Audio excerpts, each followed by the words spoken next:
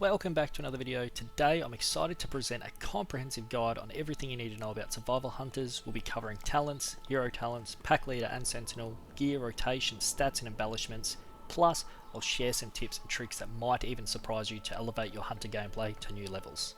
If you're not up to date with all the changes introduced in patch 11.0.5, my previous video has all the details and I'll link it in the description below. So without further delay, let's dive straight in.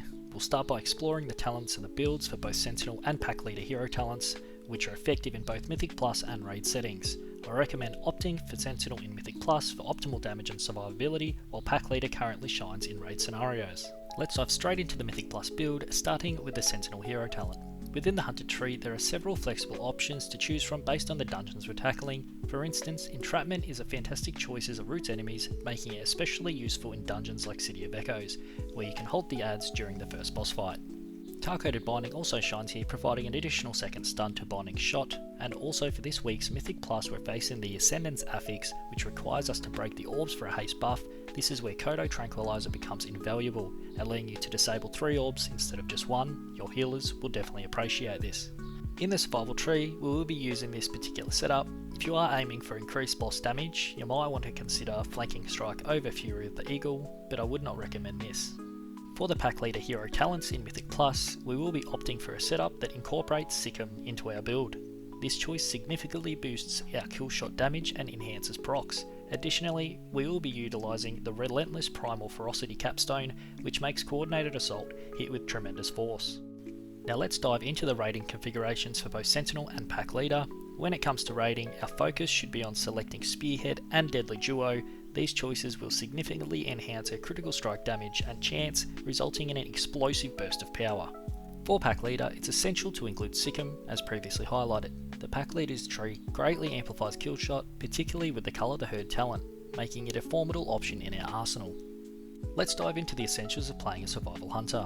Hunters rely on focus as a crucial resource that must be managed wisely. If not, you might find yourself running low on focus while having a plethora of powerful abilities at your disposal, or worse, maxed out on focus, which means you're missing out on potential damage. Mastering focus control is a key to maximising your damage output. Our primary focus generator is Kill Command, which we'll use to replenish our focus when necessary. Additionally, we have several abilities that consume focus, including Wildfire Bomb, Raptor Strike, Butchery and Kill Shot. Let's take a quick moment to review the stats that we want on both Sentinel and Pack Leader. We're focusing on item level above all else, but for Sentinel our priorities are Mastery, Critical Strike, Haste and Versatility, where Pack Leader is Crit, Mastery, Haste and Versatility. Let's dive into our rotation as a survival hunter. One of the key elements is to utilise our most potent ability when we have a proc of Tip of the Spear active. This ability boosts the damage of our spells by 15%, stacking up to 3 times. For a typical AoE rotation, start with Wildfire Bomb to apply Lunar Storm to the target, then follow up with Butchery to quickly establish our Merciless Blow bleed.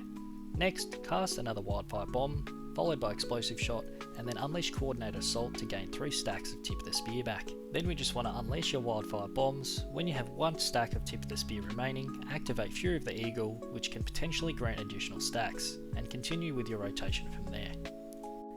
Our single target rotation follows a similar pattern. We start by casting Wildfire Bomb, which triggers Lunar Storm. Next we use Raptor Strike to apply Serpent Sting, followed by Butchery and another Wildfire Bomb.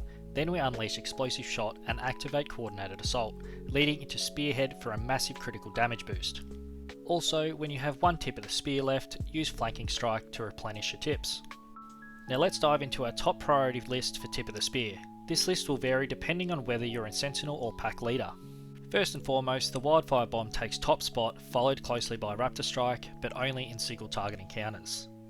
Next up we have Flanking Strike, Fury of the Eagle and Kill Shot, with Kill Shot being used exclusively when in Pack Leader. After that we prioritise Explosive Shot, followed by Butchery. Keep in mind that the bleed effect for Merciless Blows triggered by Butchery does not gain any benefits from Tip of the Spear. When it comes to our consumables, the ideal option is the Flask of Alchemical Chaos. For our Battle Potion, we choose a Tempered Potion, and for the weapon enhancement, we apply the Iron Claw Whetstone. However, if you are looking to save some gold, consider using a Hissing Rune from Dragonflight, as they're significantly more budget friendly. Additionally, we're equipping the Stormbound Armor Kit for our leg slot, which provides us with a fantastic array of stats. Now we have the rest of our armor and weapon enchantments. Stonebound Artistry is our go-to AoE Mythic Plus weapon enchant, while Authority of Radiant Echoes shines in our single target option for raids. In the chest slot, we're opting for Crystalline Radiance to enhance our primary stats. For the wrist and cloak, we'll choose the Armoured Leech options. For our ring enchants, if you're playing Sentinel, we're going to be taking the Mastery, and if you're playing Pack Leader, we'll be taking Critical Strike. For our crafting and embellishments, we're equipping ourselves with the Charged Halberd as our main weapon, and the Consecrated Cloak for our back piece. Our embellishments include the Dark Moon Sigil Ascension and the Writhing Armour Binding, doubling the effective stats of Dark Moon Ascension. Now for some tips to keep in mind, try using Binding Shot followed immediately by Implosive Trap. This combination ensures that the stun from Binding Shot activates while your target remains stationary, resulting in an extended crowd control chain. When you pair this with the Tar-Coated Bindings talent we discussed earlier, you can add an additional second to the stun's duration. One of the most powerful abilities in World of Warcraft is Feigned Death. This skill can protect you from a wide range of attacks. Whenever a mob targets you with a direct ability, you can quickly use Feigned Death to avoid it. Plus, with the addition of Emergency Salve, it can clear poison effects. Notable situation to use this in is during the last boss fight in City of Echoes, where you can completely disregard a major boss mechanic. Never overlook the power of Aspect to the Eagle. It's one of my all-time favourite abilities. It enables you to strike from a distance for an extended period of time, effectively transforming your melee survival hunter into a pseudo-ranged spec. This ability shines in situations where you need to maintain distance from a boss for a brief moment, or providing a solid safety net when melee combat becomes overwhelming with incoming damage. Well, that concludes my guide on Survival Hunters. I've been playing this class for 15 years now, and I'm thrilled to share that Survival's in a pretty good spot. I appreciate everyone tuning in. If you enjoyed the video, please give it a thumbs up and feel free to leave a comment with any questions or just share your thoughts on the current state of survival. Don't forget to subscribe. I'll see you in the next one.